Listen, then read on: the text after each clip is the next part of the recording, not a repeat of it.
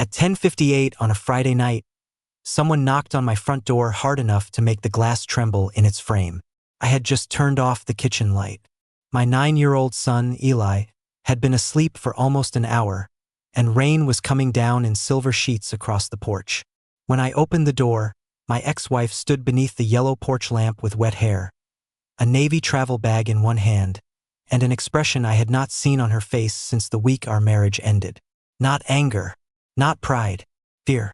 Rachel. She looked past me into the house we had once chosen together, then back at me. I came to see our son, she said. Her fingers tightened around the handle of the bag. Can I stay the night? We had been divorced for 2 years. She lived nearly 2 hours away. It was not her weekend with Eli. And suddenly, the woman I had spent 18 months learning how to live without was asking me to let her back inside. If this story already has your attention, please like, subscribe, and tell me in the comments what you would have done before I tell you what happened next. For a few seconds, all I could hear was the rain beating against the porch roof. Her shoes were soaked through, and water ran from the ends of her hair to her coat collar. Does Eli know you're here? I asked. No. You didn't call. I know. You drove from Cincinnati in this? I was already in Columbus. That answer made me look at her bag again. It was small, the kind she used for one overnight shift or a weekend conference. Not a moving bag. Not enough for anything permanent. Part of me wanted to step aside. The part one had built after the divorce wanted an explanation first. A flash of lightning lit the street. Somewhere beyond the neighborhood, thunder rolled low and long. Rachel glanced over her shoulder at the rain. There's been a wreck on the interstate. They closed 2 lanes, and the detour is backed up for miles. I tried 3 hotels. There's a youth hockey tournament in town, apparently. You could have called Claire. Your sister would have asked 12 questions before letting me take off my coat. She learned that from me. For the first time, the corner of Rachel's mouth moved. It was not quite a smile, but it was close enough to make something shift painfully in my chest. I opened the door wider. One night, I said. One night. And we keep this simple for Eli. Her eyes met mine. I'm not here to confuse him. I wanted to ask whether she was here to confuse me instead. I did not. She stepped inside. She took off her coat and hung it on the same brass hook she had always used. That small, familiar motion unsettled me more than the knock. Irritet vorherbag. Guest room is made up. I can carry it. I know. She let me take it anyway. We had barely reached the living room when a floorboard creaked above us. Dad! Eli stood halfway down the stairs in dinosaur pajama pants, his hair sticking up on one side. In his hand was a thin strip of balsa wood from the bridge model we had been building for his school project. His eyes moved from me to Rachel. Mom! Rachel's whole face changed. She crossed the room before I could say anything, and Eli came down the remaining stairs 2 at a time. He dropped the wood strip and threw his arms around her. She crouched to catch him, pressing one hand to the back of his head. Hey, Bug, she whispered. You're here. I am. Why didn't you tell me? It was a surprise. Eli pulled back and looked at her coat, her wet hair, and the travel bag in my hand. Are you staying? Rachel glanced at me. There were moments after a divorce when one sentence could become a promise no adult had meant to make. I had learned to recognize them. Your mom is staying tonight because the roads are bad, I said. That's all we know right now. Eli nodded, but his eyes stayed bright. Are you having breakfast with us? Rachel answered before I could. If your dad doesn't mind. He makes pancakes on Saturdays. I remember. That should not have hurt. It was a harmless thing to remember.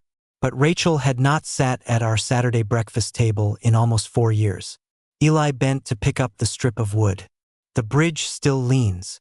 Did you reinforce the center joint? Rachel asked. He frowned. What center joint? The piece where both sides meet. If the connection is weak, the whole thing shifts. Eli held the strip out to her as if she had just solved a national emergency. Can you help tomorrow? Rachel looked at me again. Tomorrow, I said. That seemed to satisfy him. Rachel walked him back upstairs while I carried her bag to the guest room. The guest room had never been ours. Clean sheets, folded towels, a lamp, nothing personal. When Rachel came in a few minutes later, she stopped in the doorway. "I wasn't putting you in the old room," I said. "I didn't think you were." "You looked relieved." "I was checking whether the window still sticks." "It doesn't. I fixed it." "Of course you did." There it was again, that almost smile. "You need anything?" I asked. "A dry shirt, maybe." I packed one, but the bag got wet in the parking lot. I found one of my plain gray t-shirts in the laundry room and handed it to her. She took it carefully. "Thank you." "You're welcome." I turned to leave. "Daniel." I looked back. "I really did come to see Eli." "I believe you." Her shoulders lowered a fraction. "That doesn't mean I believe it's the whole reason." The softness disappeared from her face. "Tomorrow," she said. It was the second time that word had become a wall between us. I went downstairs and started heating milk in a saucepan. I told myself it was because Rachel was cold. The truth was that I needed something to do with my hands. 10 minutes later, she entered the kitchen wearing my shirt and a pair of black leggings. Her damp hair was tied back. She stopped when she saw the mug on the counter. It was blue ceramic, slightly chipped near the handle. We had bought 2 matching mugs during our first year of marriage. Hers had broken when Eli was a toddler. Mine had survived. "You still have that," she said. "It holds liquid." That is a deeply emotional answer. I'm known for those. This time she smiled. I poured hot chocolate into the mug and pushed it toward her. "No cinnamon." "You remember. You hated cinnamon before we got married." Divorce didn't erase my memory. Rachel wrapped both hands around the mug. "No." It just changed what we were allowed to mention. The sentence settled between us. I took the chair across from her. On the far end of the table sat Eli's half-finished bridge, 2 wooden trusses leaning toward each other without meeting cleanly in the middle. Rachel reached for it. "He glued the support backward," she said. "He said the instructions were confusing." "He gets that from you. I built houses for a living before you learned how to use a power drill. You built straight walls. Instructions are different." Her fingers moved carefully over the model. I watched her test the center joint, then slide the loose strip into place without glue. For a few minutes, we were simply 2 parents solving a problem. That was what made it dangerous. Felt natural. "What were you doing in Columbus?" I asked. Rachel kept her eyes on the bridge. "I told you. I wanted to see Eli. You said you were already here when the storm hit." "I was." "For what?" She set the wood strip down. "It's late." "It was late when you knocked." "I have had a long day, Daniel." "So have I since about 10:58. She looked toward the hallway, checking that Eli was still asleep. Then her phone lit up on the table. I did not touch it. I did not need to. The notification preview was large enough to read from where I sat. Riverside Children's Hospital. Offer response due Saturday, 12 p.m. Rachel turned the phone face down. Ist here. "You interviewed at Riverside?" Her grip tightened around the blue mug. "Yes." "When?" "This afternoon." "For what position?" "Lead pediatric physical therapist." "You applied for a job 10 minutes from this house?" "Daniel. And you were going to tell me when?" She pushed back from the table. "This is exactly why I didn't come here first." "What does that mean?" "It means I did not want my career decision to become a referendum on our marriage before I even knew whether there was a decision to make." "Our marriage ended 2 years ago." Her expression changed. I'm aware. The sharpness in her voice made me sit back. She took a breath, then looked at the clock over the stove. It was 27 minutes past midnight. "They offered me the job at 6:30, she said. "I have until noon tomorrow to answer." "Why so fast?" "The department's budget closes Monday. They need the position filled before the new quarter." Maya told me during the interview they would move quickly if the committee agreed. "Maya Patel? You remember her?" She consulted on Eli's shoulder injury. "She's the department director now." And you've been considering this for how long? Rachel looked down at the mug. 3 months. That landed harder than I expected. 3 months. I didn't want to bring you into it until I knew I had a real option. Because last time went so well? The words came out before I could stop them. Rachel's jaw tightened. Last time, she had accepted a leadership job in Cincinnati before we agreed whether our family could move. She thought a finished decision would force me to take her career seriously. I heard that she had planned a life without asking whether Eli and I belonged in it. For 18 months, we turned hurt into custody schedules and holiday plans. By the divorce, we could discuss everything except why we were still angry. I have not accepted anything, Rachel said. That is the difference. You applied without telling me. I do not need your permission to apply for a job. I didn't say you did. You sound like you want to. I leaned back and forced myself to slow down. What does the job mean? It means fewer administrative hours, more patient work, a lower salary. Have you looked at apartments? 3. So you planned the move. I researched a possibility, and any change involving Eli would be a conversation, not an assumption. That answer disarmed me. Rachel picked up the mug again, though she did not drink. I could be closer to him, she said. I could see his games without checking the interstate first. I could take him to school sometimes. I could have a Tuesday with him, Daniel. Do you know how strange it feels to miss ordinary Tuesdays? I had no answer. She looked toward the room where Eli slept. I am tired of being the parent who arrives with a weekend bag. Suddenly, the navy bag upstairs looked less temporary. Then why haven't you said yes? I asked. Rachel's gaze returned to me. Because I don't know if I'm moving toward a life I want or trying to repair a life I lost. The honesty in that sentence left me still. She continued before I could respond. And because I didn't know what it would feel like to be back in this house. What does it feel like? She gave a short, humorless laugh. Ask me something easier. I looked at the clock again. We had 11.5 hours before her answer. You should sleep, I said. Rachel stood. At the doorway, she paused. Would you have wanted to know before I decided? She asked. Or only after I had an answer you could live with? The question followed me long after she went upstairs. I slept for less than 4 hours. At 7:15, I found Rachel in the kitchen cutting strawberries while Eli mixed pancake batter with the concentration of a chemist handling explosives. She had changed into yesterday's blouse and slacks. My shirt was folded over the back of a chair. Dad, Eli said, Mom says your batter is too thick. Your mom is a physical therapist, not a chef. Biomechanics applies to batter, Rachel said. That sentence is why people avoid medical conferences. Eli Laughead. The sound did something to the room. Rachel reached for the milk at the same moment I did. Our hands touched around the carton. Neither of us moved immediately. Then Eli said, Gross. We let go so quickly he laughed harder. I turned toward the stove to hide my face.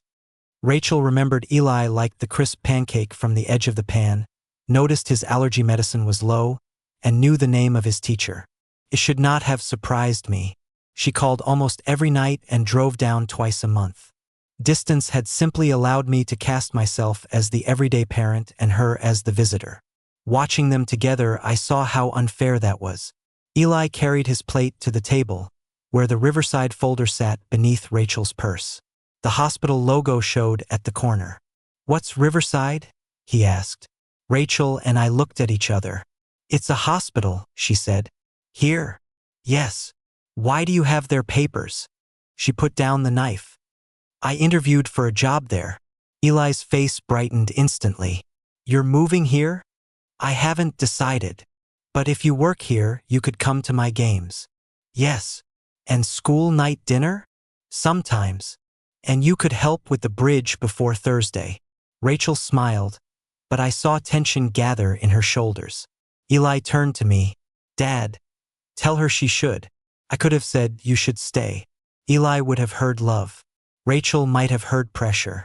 I might have hidden behind both. Instead, I set down the spatula and faced my son. Your mom's decision belongs to her, I said.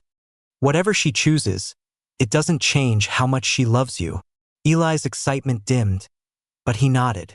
Okay. Rachel watched me in silence. I put another pancake on his plate. Go get dressed after breakfast.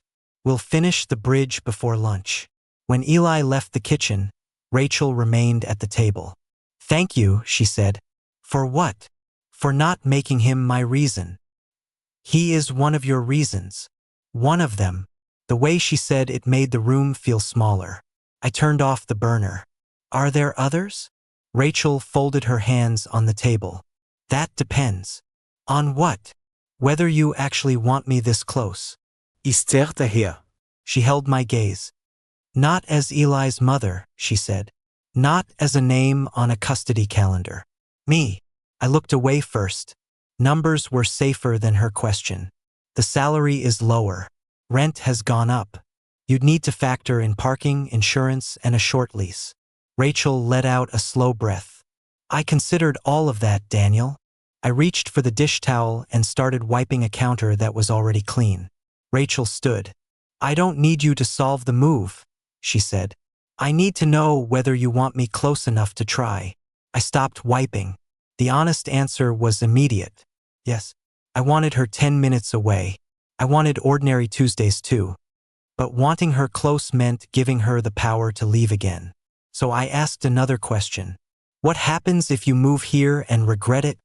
Her face changed. That is not an answer. It matters. Of course it matters. But you are asking me to guarantee I will never feel uncertain again. I'm asking whether you'll still want this when it gets difficult. And I'm asking whether you want it now. I had no safe sentence for that. She nodded once, as if my silence had confirmed something. I'm going to check on Eli. After she left, I carried the clean dish towel into the garage and reorganized the top drawer of my toolbox. Then I reorganized it again. My phone rang. Claire's name appeared on the screen. I considered ignoring it, but my sister had the persistence of a collections department. What? I answered. Good morning to you too. The Kavanaugh invoice is missing the plumbing adjustment. I'll send it Monday. You said Saturday. I have something going on. Claire went quiet. What kind of something? Rachel is here. Another silence. In your house. The storm closed the highway. That does not answer my question. She interviewed at Riverside. Is she moving back? Claire asked. She has until noon. What do you want? I said Eli should have more time with her. That was not my question. She asked if I want her close enough to try. I told her the salary was lower. You were being a spreadsheet with arms, Claire said. You're allowed to tell her what you feel without deciding for her. I don't want Eli hurt. Make sure you're not using him to protect yourself. I stared at the pegboard above my workbench. Every tool had a place. My life looked controlled because I had removed what could surprise me. Rachel had surprised me at 10:58, and I did not want the house to go back to normal. I ended the call and returned inside. Rachel stood near the living room window, checking the weather on her phone. Eli was upstairs changing. The highway reopened, she said. I heard the invitation hidden inside the information. She could leave. I stepped closer. The truth crowded my head. I still love you. I missed you. I want Tuesdays. Instead, fear chose the first sentence. Don't uproot your life for us. Rachel went very still. I knew the instant I said it that the words were wrong. I mean, no, she nodded slowly. I understand. You don't. You're right. Eli shouldn't carry the weight of this decision. That isn't all I meant. And you shouldn't either. Rachel. She slipped her phone into her purse. Thank you for being honest. I wasn't finished. But you answered. She walked past me toward the stairs. I followed her into the guest room. The navy bag lay open on the bed. She folded my gray shirt once more and placed it beside the towels. I was trying to say you should choose the job for yourself. I said. I will. And if you choose it, it shouldn't be because you think you owe us something. I know. Then why are you packing? Because the road is open. Her voice remained calm. That made it worse. Rachel, look at me. She zipped the bag shut. The sound was small, final, and far too familiar. When she finally faced me, her eyes were bright but steady. I hoped I had imagined the distance between us, she said. But you built a good life. I don't want to walk back in and become another disruption. You are his mother. I meant your life. Before I could respond, her phone chimed. She looked down. On the screen was a draft email addressed to Dr. Patel. Subject: declining the Riverside position. My chest tightened. You're turning it down?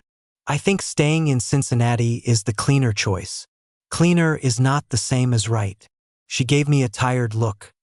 You do not get to tell me that after asking me not to uproot my life. I asked you not to do it for us. And I heard you. Eli called from the hallway, asking whether we could work on the bridge. Rachel closed the draft without sending it. For him, she said. I'll stay until after the project.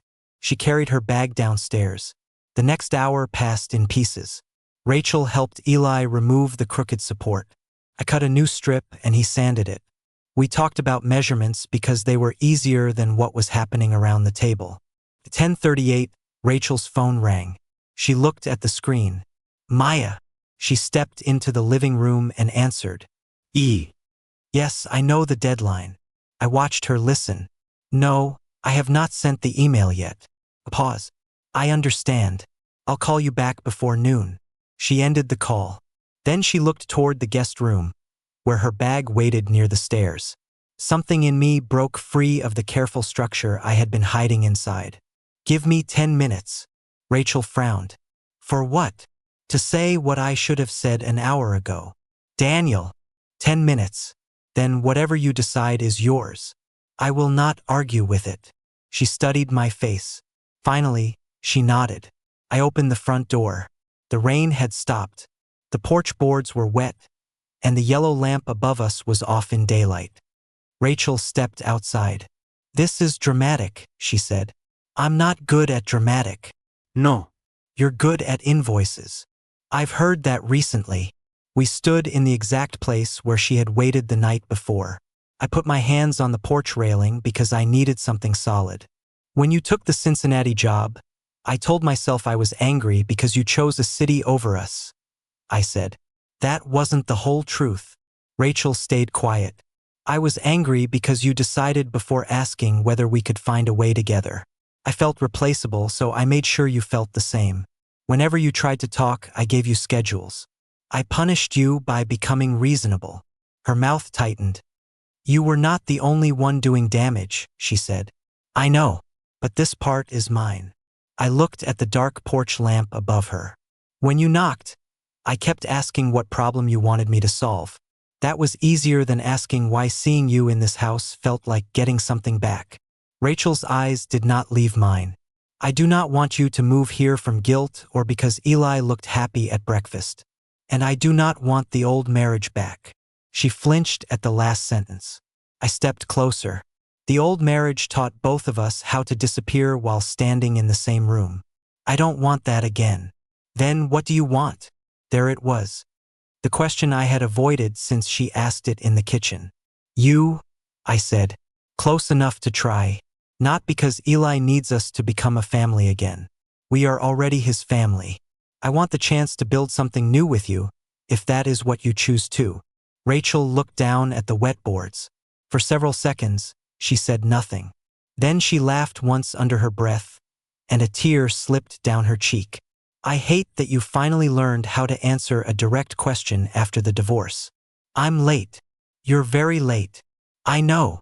She wiped the tear away. I didn't just come to see Eli, she said. I know that now. No, you guessed. I need to say it. I waited. After the interview, I sat outside Riverside thinking about apartments, school nights, and whether Eli would resent me for waiting. Then I thought about calling you. She drew a breath. I drove past the house twice before I stopped. Twice. The first time, your porch light was on. I leave it on when the weather is bad. You used to leave it on when I worked late. I looked up at the lamp. I remembered. She nodded. When the highway closed, I had other options. But in the worst part of the storm, Yours was the only door I wanted to knock on.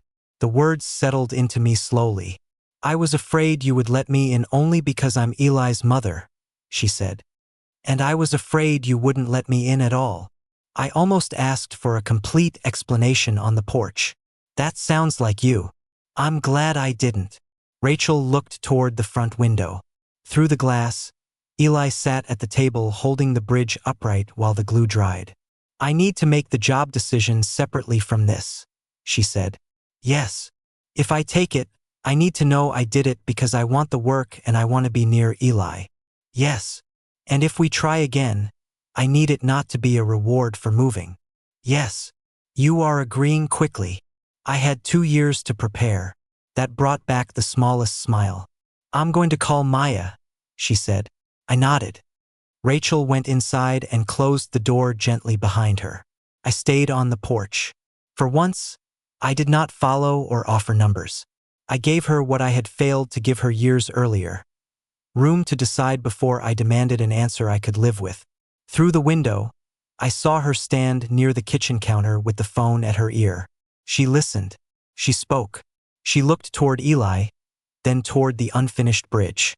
5 minutes later, she came back outside. Well? I asked. I accepted the position. Relief moved through me so quickly I had to exhale. Rachel lifted a hand.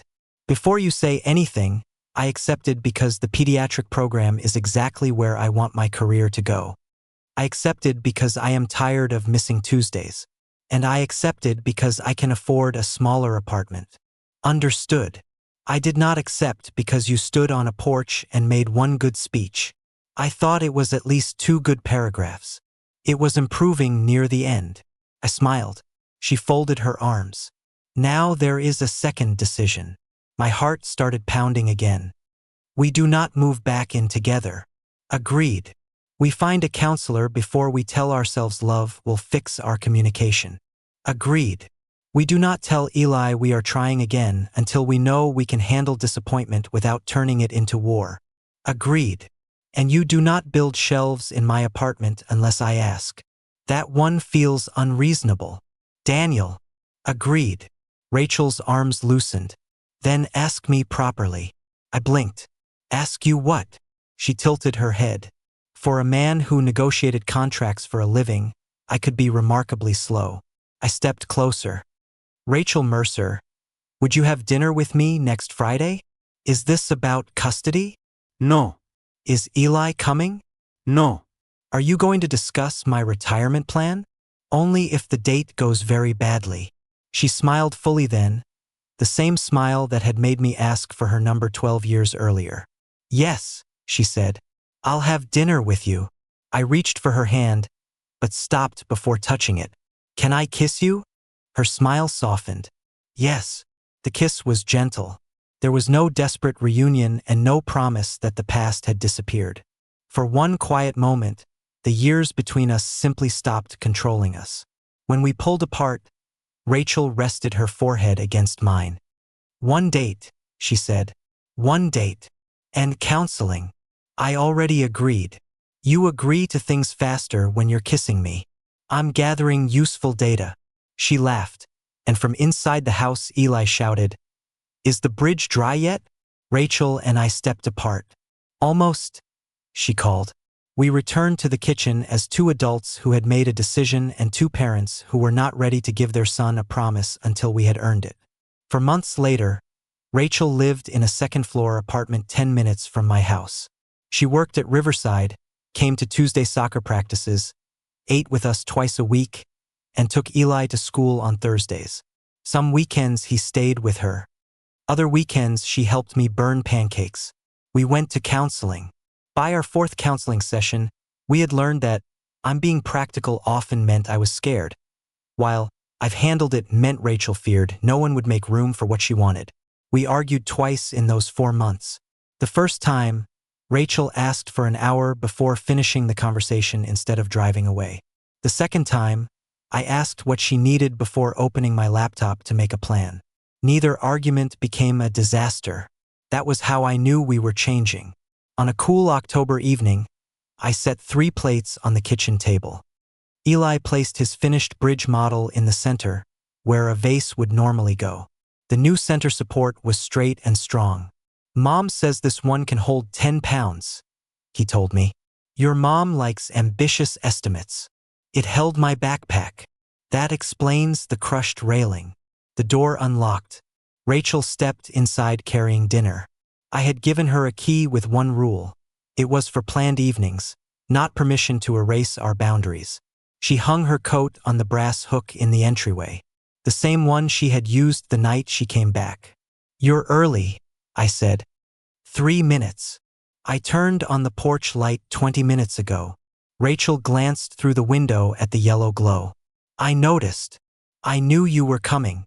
She set the food on the counter and looked at me. This time, so did I. Eli called us to the table. Rachel took the chair beside him. I sat across from her, the blue mug near my hand even though it held coffee instead of hot chocolate. We had not rebuilt the marriage that failed. We had built slower conversations, clearer choices, separate keys, shared dinners, and ordinary Tuesdays. A second chance did not begin when my ex-wife knocked on the same door at 11 at night. It began when we stopped asking the past to decide whether we were allowed to open a new one. Do you believe two people should try again after divorce when both have truly changed? Or is some history too heavy to rebuild? Share your answer below and follow along with us for more emotional love stories.